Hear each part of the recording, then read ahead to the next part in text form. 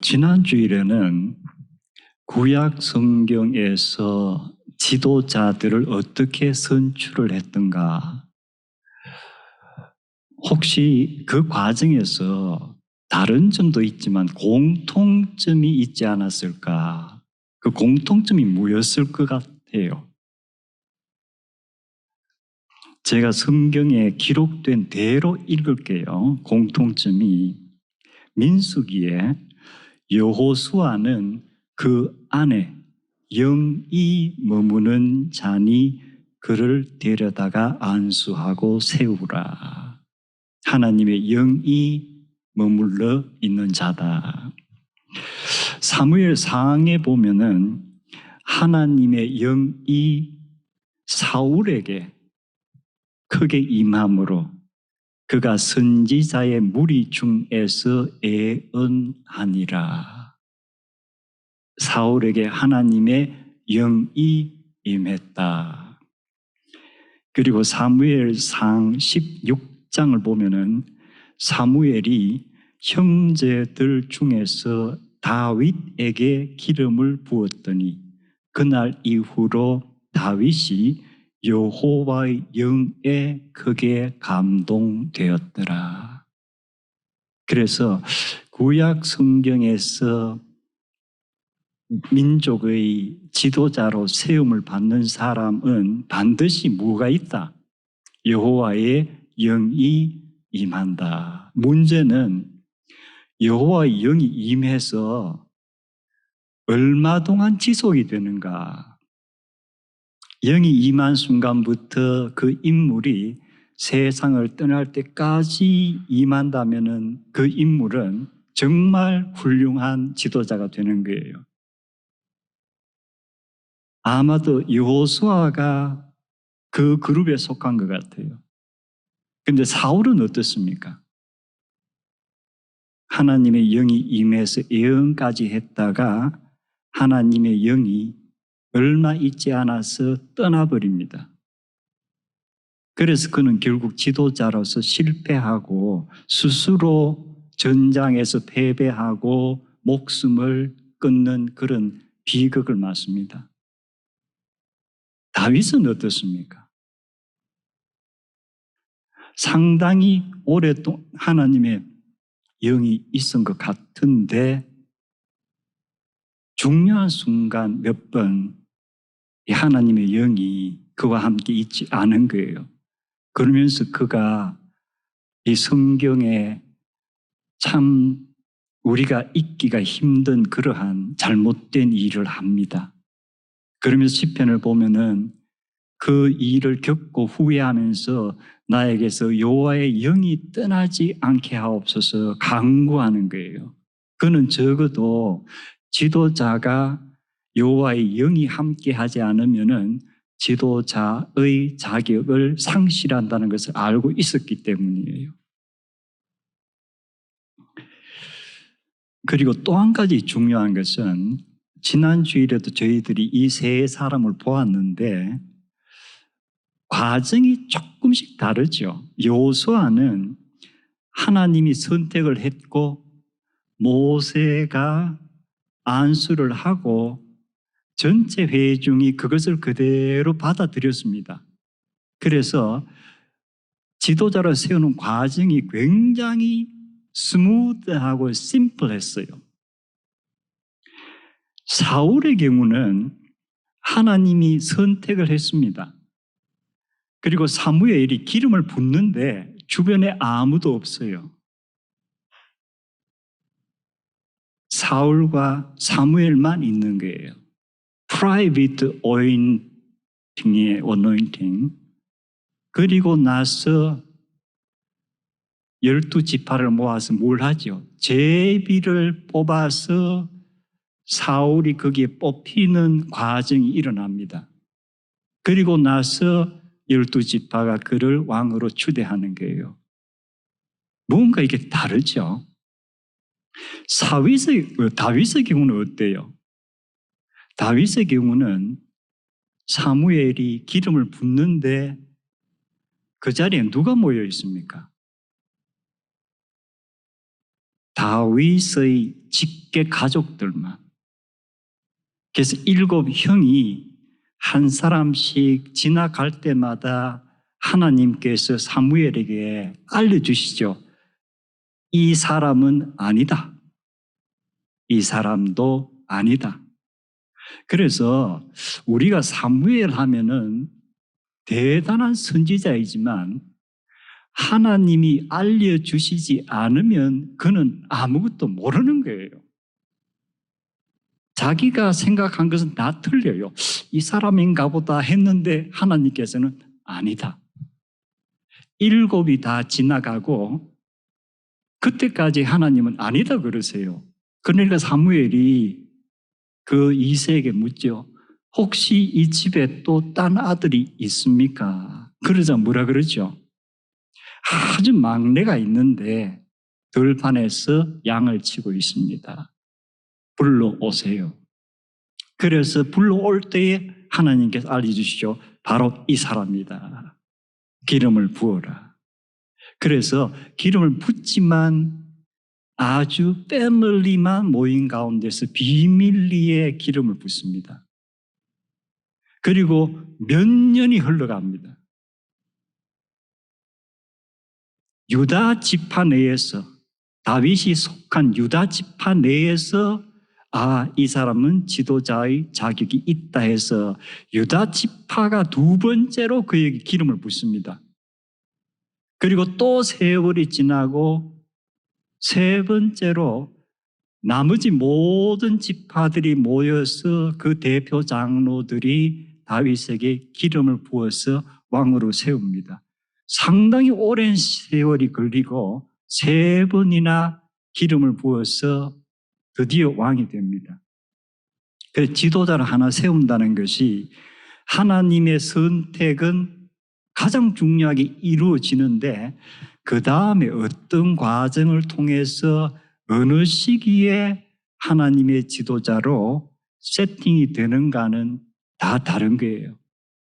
그래서 우리의 삶 속에서도 꼭 지도자가 되는 일이 아니지만 우리가 어떤 일을 계획할 때 이미 하나님께서 예스라고 하셨지만 그 과정이라든가 그것이 정말 우리 눈앞에 현실로 나타나는데 어느 정도의 시간이 걸릴까는 우리가 알 수가 없어요. 그래서 이 기간 동안에 무엇을 하라고 성경은 계속 얘기를 하고 있습니까? 쉬지 말고 인내하고 기도해라. 하나님의 뜻이 있지만 인내와 기도가 필요한 것이 중요한 우리에게 있어서 일들입니다. 꼭 기억을 해야 우리의 신앙생활에 도움이 될 줄로 압니다. 그러면 신약에서 우리가 초대교회 공동체는 지도자를 어떻게 세웠는가? 초대교회란 것은 무엇이 없으면 존재하지 않습니까?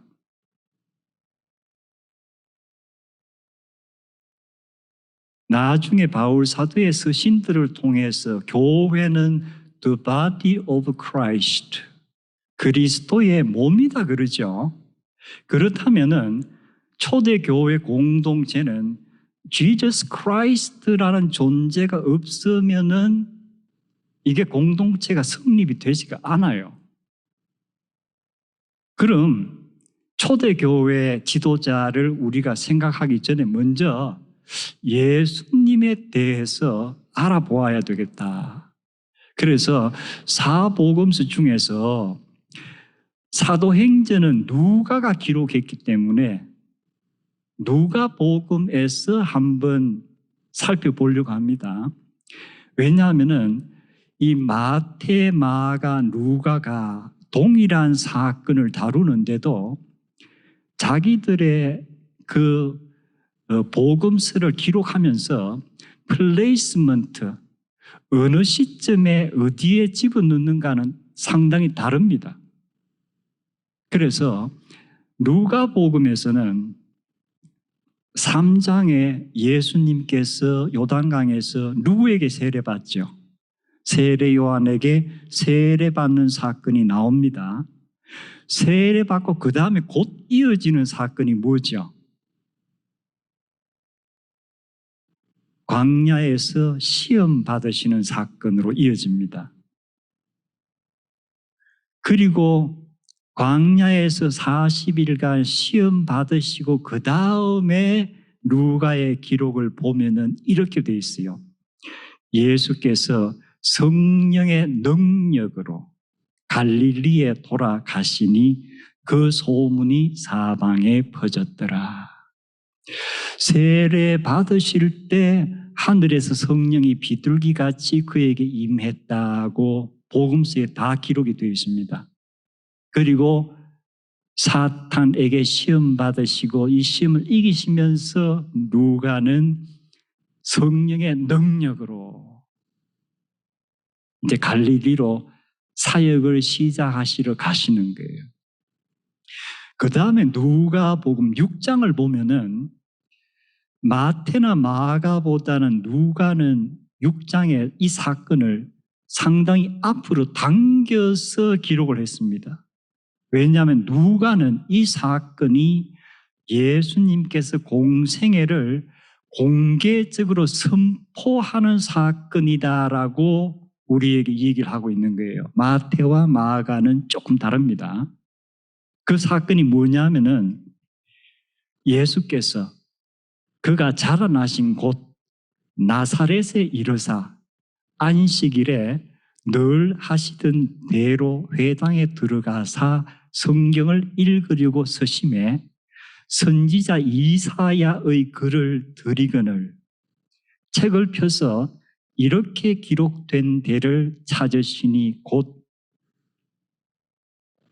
주의 성령이 내게 임하셨으니 이는 가난한 자에게 복음을 전하게 하시려고 내게 기름을 부으시고 나를 보내사 포로된 자에게 자유를 눈먼 자에게 다시 보게 함을 전파하며 눌린 자를 자유롭게 하고 주의 은혜의 해를 전파하게 하려 하심이라.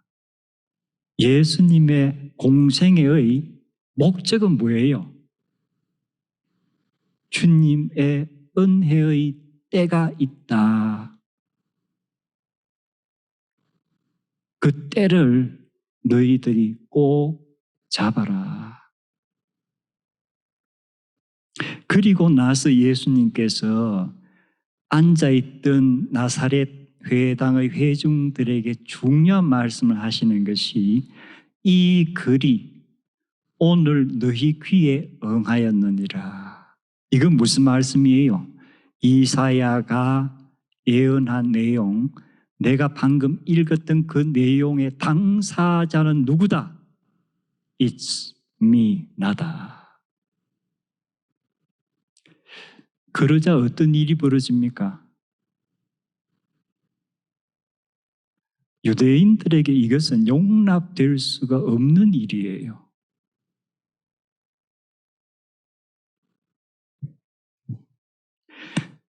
그 이후에 누가복음 6장을 보면은 누가는 이렇게 기록했습니다.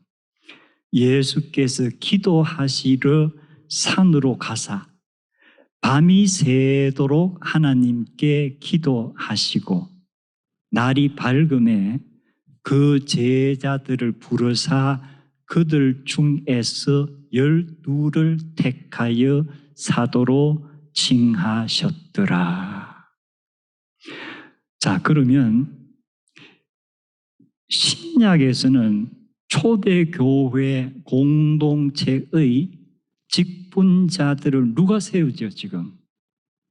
예수님이 12사도를 세웠습니다. 예수님의 결정입니까? 우리 구약을 보면은 모세가 여호수아를 세웠습니까? 하나님이 선택해서 모세에게 안수하여 세우라고 하셔서 세웠죠. 그럼 예수님은 신약에서는 그냥 예수님 단독으로 결정하시고 선택해서 세우셨습니까? 어떤 것 같아요?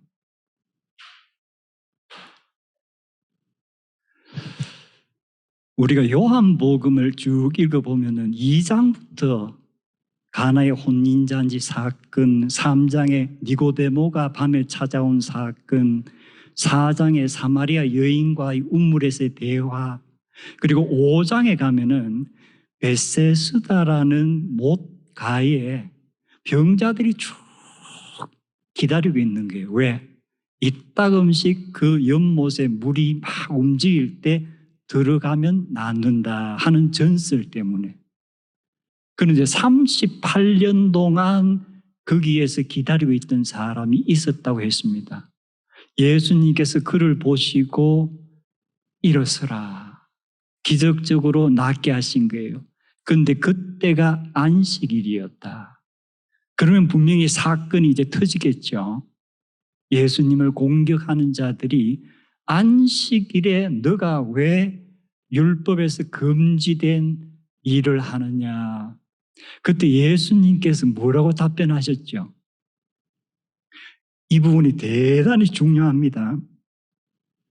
예수께서 그들에게 이르시되 내 아버지께서 일하시니 나도 일한다.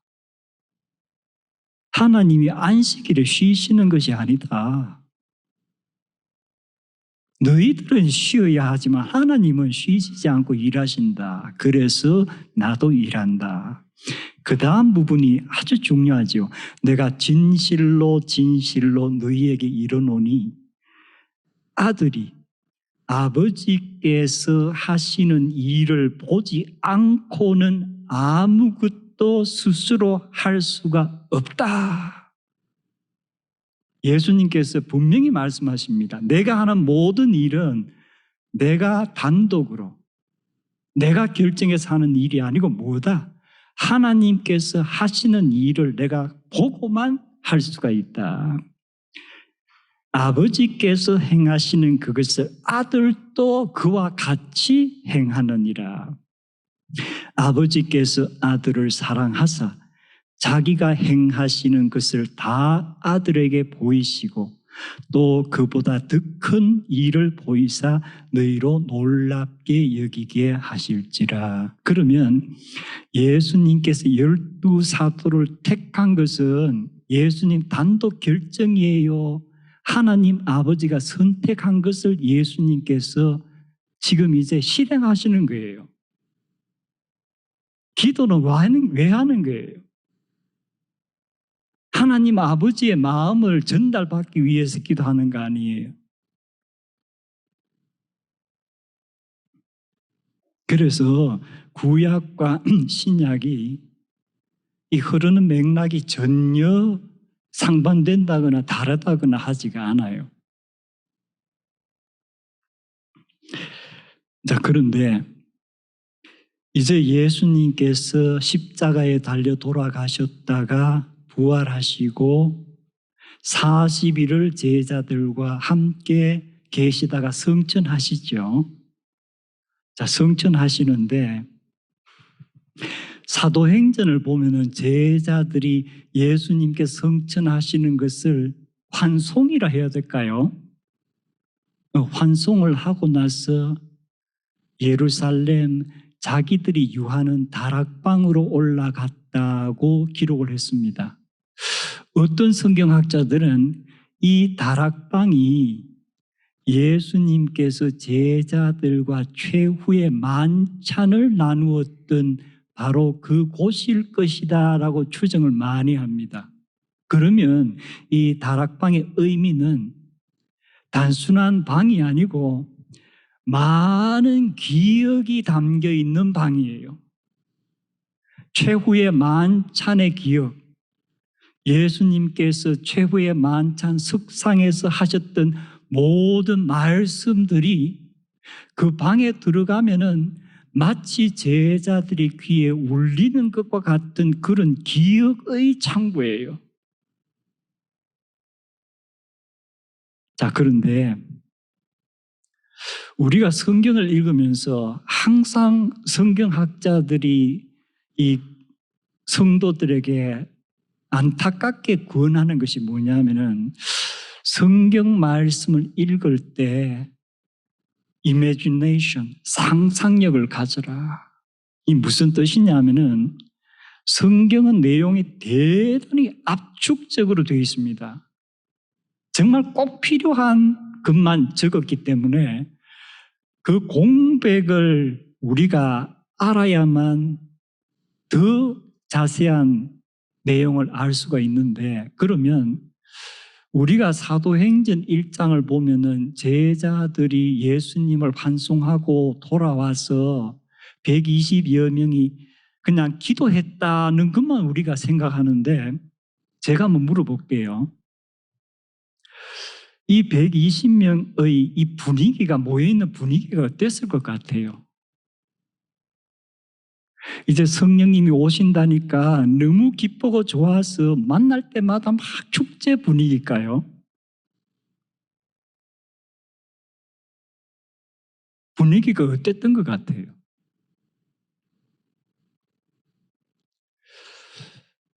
제가 성경 말씀을 읽으면서 항상 그 사건뿐만 아니고 앞뒤로 컨텍스트를 넓혀서 읽어봅니다. 그러면 이 지금 상황에서 우리가 전후 맥락을 모르고 이해하는 것과 전후 맥락을 알고 이해하는 것이 많이 달라집니다.